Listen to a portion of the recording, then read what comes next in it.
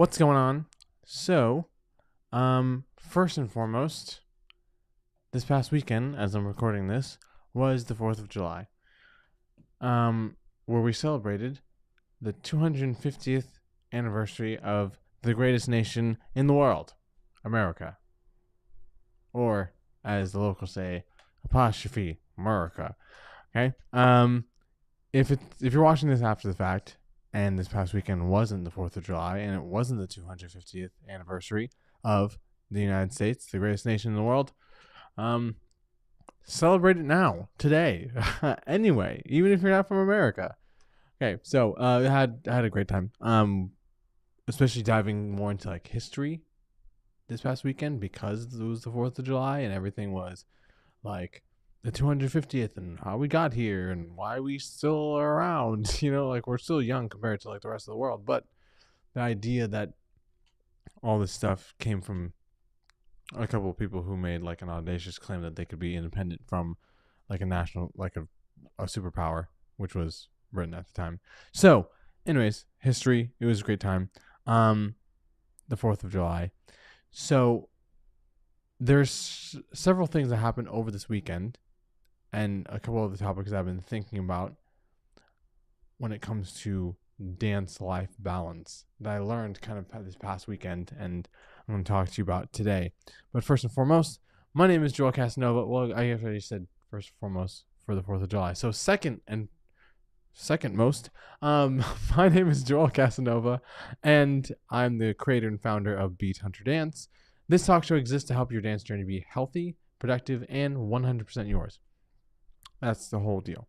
It's been the whole deal, and it will stay the whole deal until it changes, which I don't think it will. But the whole point is you have the ability to make your dance journey healthy and productive and 100% yours. These are possibilities that you have when it comes to your dance journey. The topics that I talk about in this talk show help you either do one of those things or all three of those things, and depending on what you need in your dance journey as you are existing right now, you're going to add those things into your life, specifically through your dance journey, which is exactly what I'm talking about today, the dance life balance. Dancing is a very, very unique art form because in the art form, we are growing ourselves constantly, right? The tool for dance is our body. It is not just a physical experience. It's not like working out. You can just check your brain out and just start kind of like hammering at, I don't know, a weight or a thing or an exercise, right?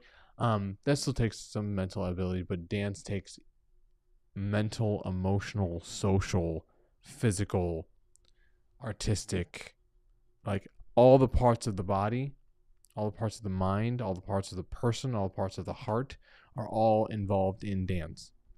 All of them. And so there's three topics I'd like to talk to you about that where you find yourself like, if I do it from dance, it helps this part of my life. And I do it in life, it helps this part of dance. And with the caveat saying that you could totally put up a wall and segregate your life and like compartmentalize your life into a whole different series of cubicles where each part of your life doesn't touch the other part of your life. But that's a whole different issue. You shouldn't do that. Don't compartmentalize your whole life into a bunch of boxes. Some things need to bleed over into other things. In this case, dancing and life. So, the first one is fitness. That's like the most obvious one. When you're dancing, you are getting fitness, right? You're connecting your coordination to everything that's happening. Like, you're working your cardiovascular system. Your heart gets stronger. Your lungs get stronger. You're understanding how to hold your body weight in space. Like you're gaining control over the tool that you have in a very specific way, because in dance we sometimes do regular things that you can apply to life, and sometimes we do things that are like you wouldn't ever do outside of the dance class. Like this is specifically for this piece of choreography. There's no reason for you to do this anywhere in the rest of your life for any reason. But it's like running with ankle weights. If I can do this complicated movement with my body, if I'm just like trying to be coordinated in life and like hold something while doing something else with my other hand, I'm able to control my body because I've done that with dance in a more complex way. I'm isolating my hand here and I'm moving my body, and then my other arm does something else while this hand is still in front of me, still, right? So isolations, control, contracting your muscles, relaxing your muscles. You can consciously relax yourself, and then you can also consciously tighten yourself in dance, which helps you in the fitness area, right? When you're trying to do things that require more strength. The other way is also applicable. By working out strictly, you're going to help your ability to dance. A perfect example of this is, like for example, the first one is dancing for fitness, right? I was hitting puberty as I first started dancing, like on an intense scale in a competition team. So between puberty and dancing, I never had like a physically awkward phase, like roughly. I'm saying physically, like I was like lanky and couldn't control my body. There's this point where like when you hit puberty and you get taller and you're like, I've never had this much body before, right? And so it's literally you're trying to understand your body. Because I dance for fitness, I never had a point where I was out of control of my body because I was constantly training myself to understand my body. So I might have been like mentally or like socially awkward, but physically it never happened because I was jumping into something that required me to control my body, specifically dancing. The other way is also applicable when you're doing fitness for your dancing. I do backup dancing for a pop singer in this area. So I'm her choreographer, and as well as I'm her backup dancer with another one of my students who now became my coworker, I guess. So the first time we ever did a gig with each other, it was at the ocean front. I live in Virginia Beach. We have events that happen over the summer. There's a bunch of different things that are happening, including performances from artists. So we are there on the ocean front on like a stage where everyone can just walk by and see and then stop and hang out and enjoy the show. It was such a long show. It was so long. It was so long because it was like 3 different sets and each set is like an hour. And so I had like, we were basically dancing for like 3 hours straight with like 15-minute breaks in between. Right. So it was like 7:30 to like 11. It was insane. It was crazy. So at that level, Nick, my student, and I are just exhausted. We're just like sweating through every piece of clothing we have brought to our outfits. And in between that first time, we did it 3 times over the summer. This year we had we have 2 performances, and we've done some other things. But in between the last summer where we did those performances and this summer, I started working out on a regular basis and like getting my butt in the gym, right? And so I was like working out just for myself. Honestly, I never even thought about it connecting to dance. I was like, I want to work out and start doing these things for myself. And when I did the first performance this summer, and we did the same exact setup, 3-hour set, 3 1-hour sets with like only 15-minute breaks in between, which is enough to like change clothes and go to the bathroom and drink water and then go back on stage, essentially. And so I realized by the end of the second set, I was just getting to, how do I say this? I noticed how tired I was last summer after the first hour, and it just got worse afterwards. I started feeling tired after the second set this year. And so then I was just a regular tired at the end of the third set. And so because of the fitness, I was able to actually like keep up and like with my own schedule essentially. And so if you're doing both, those are areas where your life merges one with the other. So the first one, like if you're dancing for fitness, that's good. But if you work out, then you can keep up with your dancing at the same time. And so you're physically getting fit from both ends. That's an area where your dance and your life are balancing each other. Okay. The second one is mental, right? So there are these things that are, the second category is mental, where they merge with each other. So in dance, there's a brain body connection. So sometimes when you're doing choreography or you're learning a dance or you're learning a specific technique, it really takes a lot more mental energy than you expect.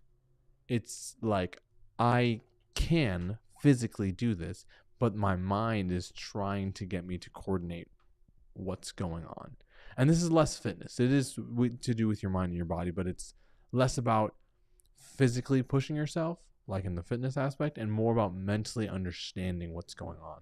So absorbing choreography, retaining choreography, and then having the coordination to do the choreography are all very mental things.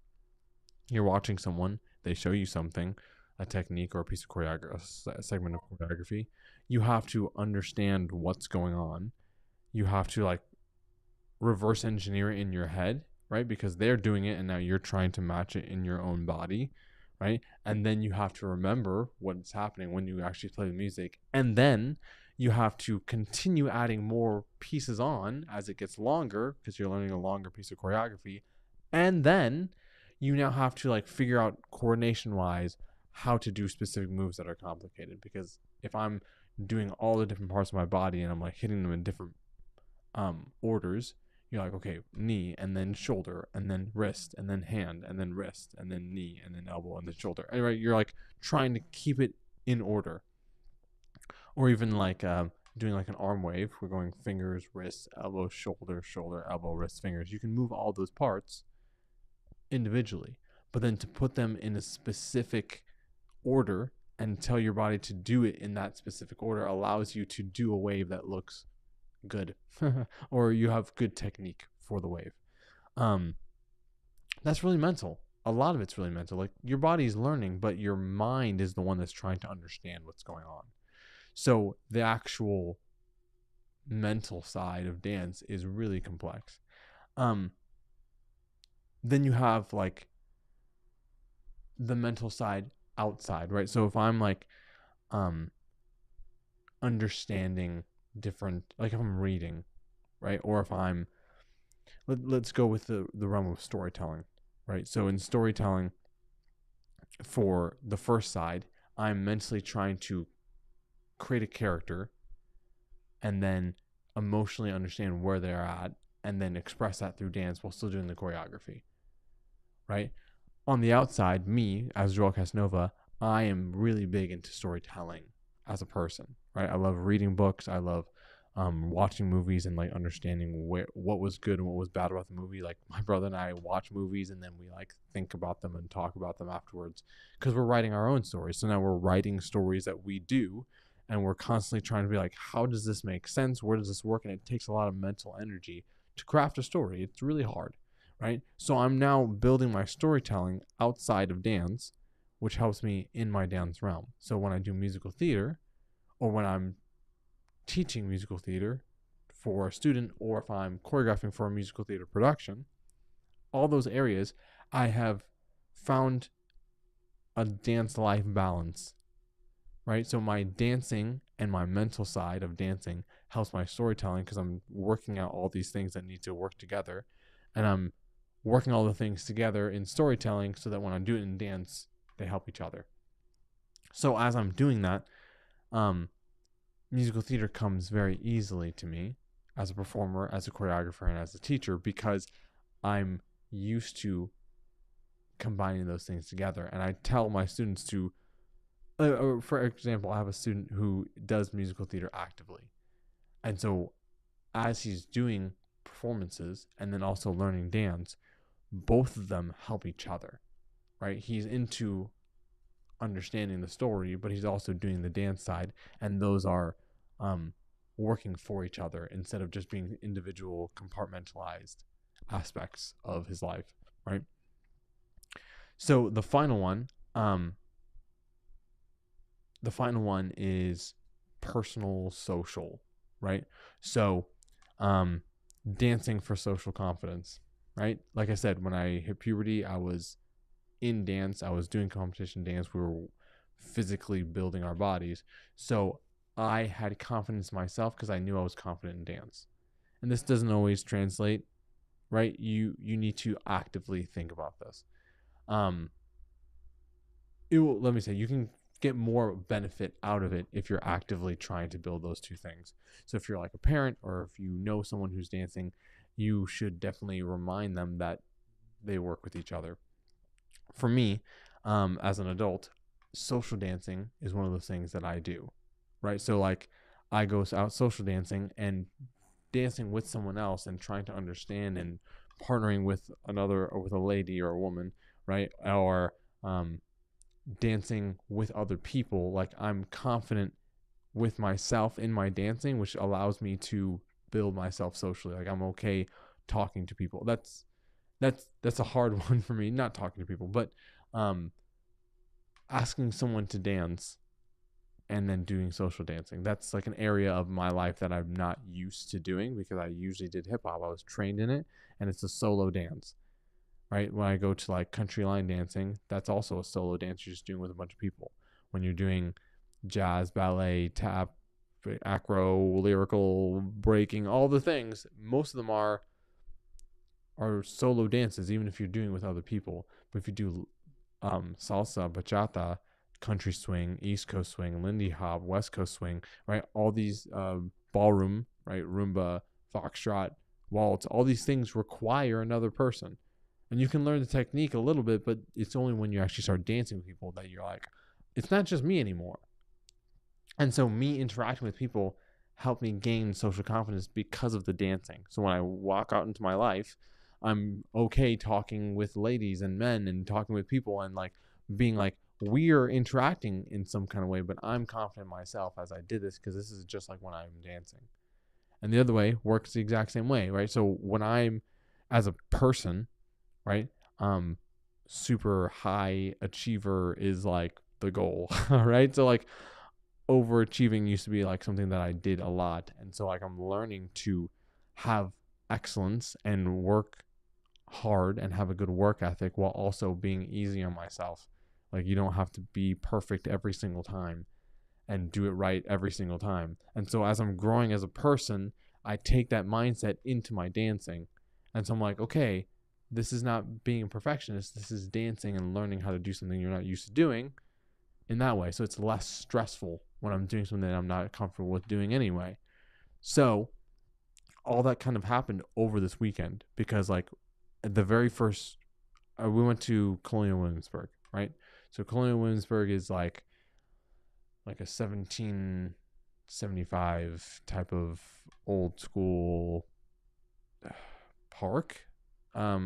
It's like living history essentially, right? So you have like this colonial town that was rebuilt just like it was back in the day, and they do a lot of and educate people on the history of how America was founded essentially and how they separated from the British and the Revolutionary War and different, gun techniques and clothing techniques and making wigs and etching stuff and they have like actors who portray the different characters like George Washington, Thomas Jefferson, Benjamin Franklin, James Madison, Patrick Henry, Marquis de Lafayette, like just different people in history that were involved in colonial times in Virginia.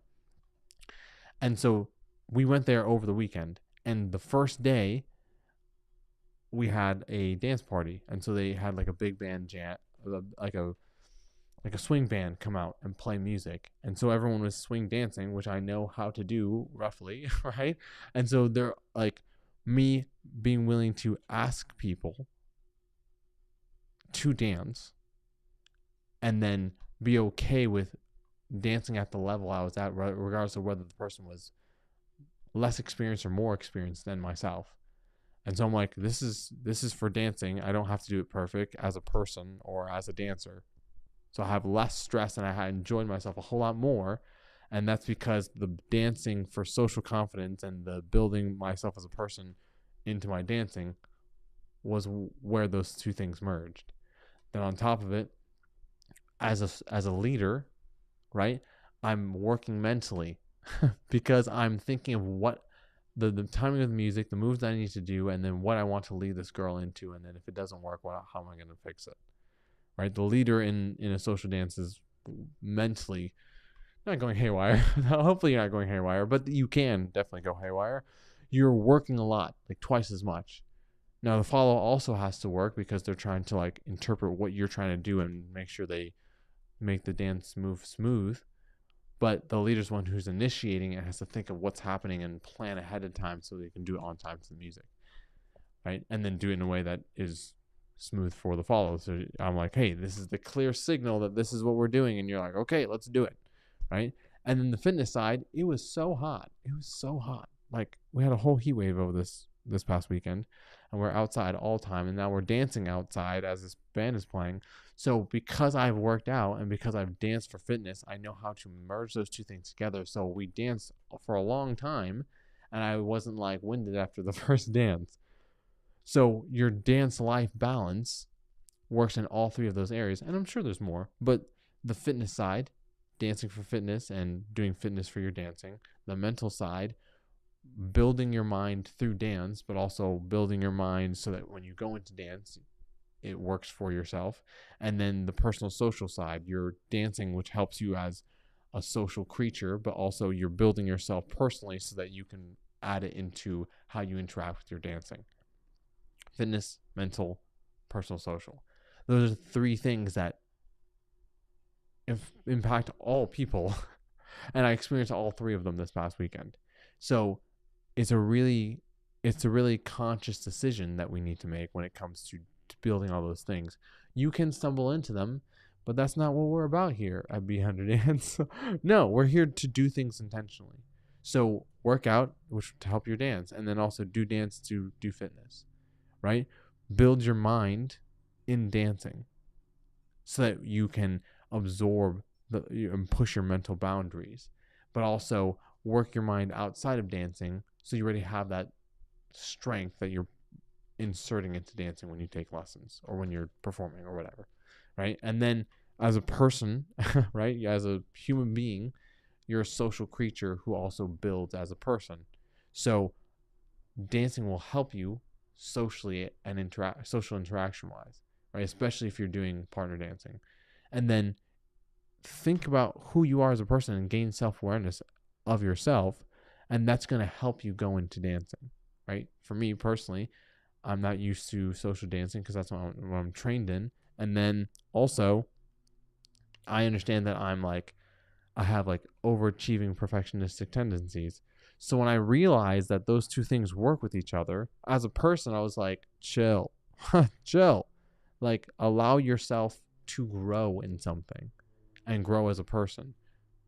You don't have to do everything perfectly. So then when I entered into a place that I'm not as comfortable with to begin with, like bachata, salsa, swing, etc., now I'm like, oh, I can ask someone, they can say no, and I'm fine. I can ask someone else, we can start dancing, and if it's not perfect, it's fine.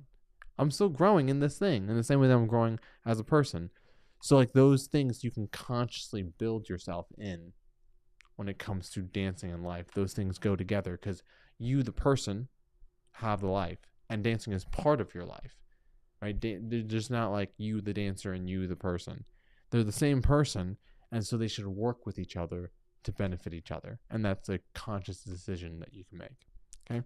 So that's what the whole idea behind B100 Dance is about, right? So when we're doing things that are like hard in dance class, don't just leave it in dance class and then forget about it as soon as you walk away, right?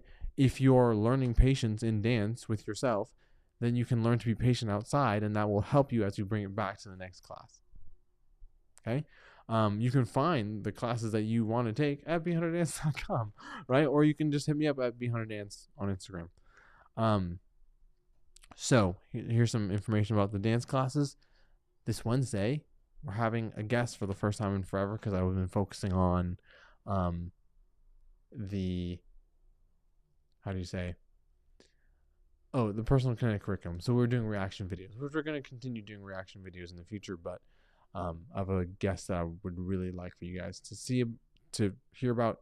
Just come back Wednesday. The next episode's going to be good. So have a great day, and here's that information. Bye.